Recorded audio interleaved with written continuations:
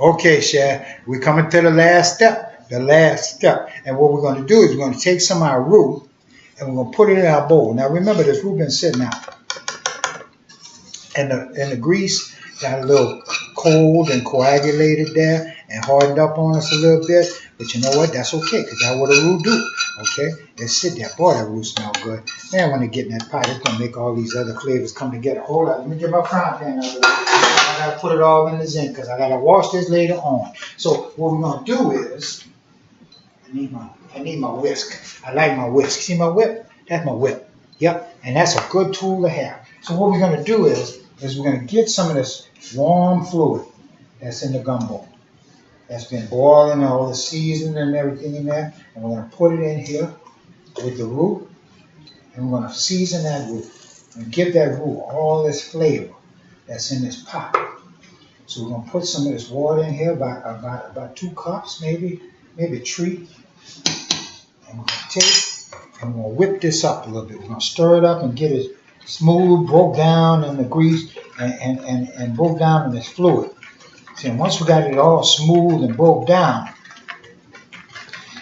it's going to start thickening up already. See, it's already start thickening up. So now we're going to take, before it get too thick, I'm going to take and pour it off in this pot. Yes, that's it. For sure that. All right, we're going to get it off in the pot. Yep. Now, here's what you want to do. You don't want to take your time with it. You want to hurry and get it in that pot. And once you get it in that pot, you want to start dissolving it in all of this fluid here.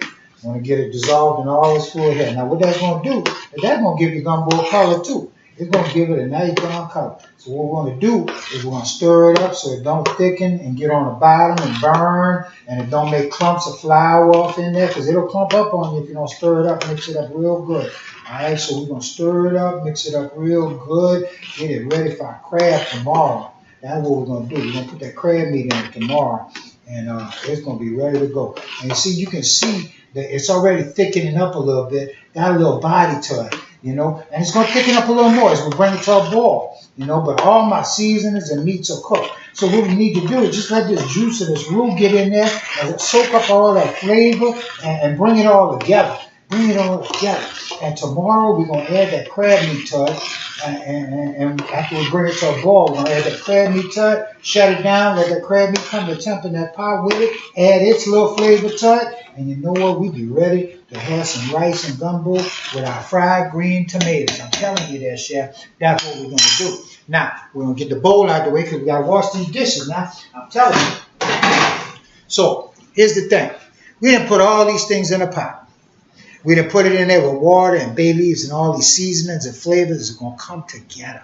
It's going to come together and it's going to make a beautiful, beautiful soup. And you know what? This is an old Creole recipe. This been in, you know, gumbo is an African word. And that's part of our culture, the African part. Gumbo is an African word for okra. It's an African word from okra. And you know that when Africans came over here, I don't like that word slave because it infers a bunch of stuff, even though it is a part of our history and it is a part of our experience here in America. But we're no longer that way. So I want to come back to our African roots. And you know what? They used it to thicken soups. That's what they used. And the American Indians that lived down in South Louisiana and the bayous, and the French and the Spanish that lived down, these poor people that lived off in these bayous lived together in harmony, man. There wasn't no fighting and all that kind of mess. There wasn't all that stuff. We was cooking and eating together. We was marrying and making babies together. That's where all these Creole people come from. That's what happened. I ain't trying to be rude or nothing, but that's just the truth. That's where the baby come from. And it got all these cultures mixed in it. So you know what? That's what they were doing. They were eating and building soups and big things that they could feed their family because they had a little bit of this and a little bit of that and a little bit of this and a little bit of that, and they didn't have a whole lot of nothing. So you know what? They put all that together and made a gumbo. One of the best meals you'll ever eat. My favorite. That's why I call Papa Gumbo.